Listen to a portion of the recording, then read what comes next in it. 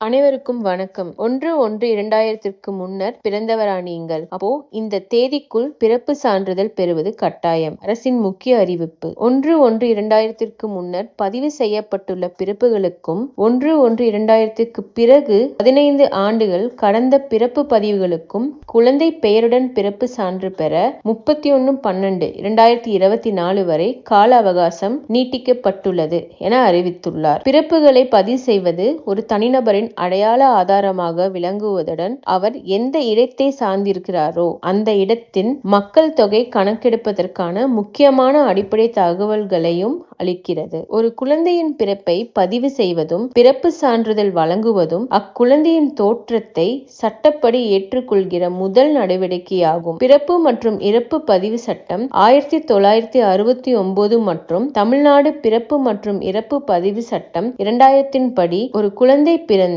21 நாட்களுக்குள் பதிவு செய்து இலவச பிறப்பு சான்றிதழ் வழங்கப்பட வேண்டியது அவசியமாகும். ஒரு குழந்தையின் பிறப்பு பெயரின்றி பதிவு செய்யப்பட்டிருப்பின் அக்குழந்தையின் பிறப்பு பதிவு செய்யப்பட்ட நாளிலிருந்து 12 மாதத்திற்குள் பெற்றோர் அல்லது காப்பாளர் எழுத்து வடிவிலான உறுதிமொழியை சம்பந்தப்பட்ட பிறப்பு இறப்பு பதிவாளரிடம் அளித்து எவ்வித கட்டணமும் இன்றி பெயர் பதிவு செய்திடலாம். 12 மாதங்களுக்கு பின் 15 வருடங்களுக்குள் ரூபாய் 200 தாமத கட்டணம் செலுத்தி பெயரினை பதிவு செய்திடலாம். ஆனால் 15 ஆண்டுகளுக்கு மேல் குழந்தையின் பெயரை பதிவு செய்ய இயலாது. மேலும் குழந்தையின் பிறப்பு சான்றிதழில் பெயரை பதிவு செய்தால் மட்டுமே அச்சான்று முழுமையாகும். இந்நிலையில் இந்திய தலைமை சிறப்பு இறப்பு பதிவாளர் அறிவுரைப்படி 1/1/2000 முன்னர் பதிவு செய்யப்பட்டுள்ள பிறப்புகளுக்கும் 1/1/2000 பிறகு 15 ஆண்டுகள் கடந்த பிறப்பு பதிவுகளுக்கும் குழந்தை பெயர் வைத்து பிறப்பு சான்று பெற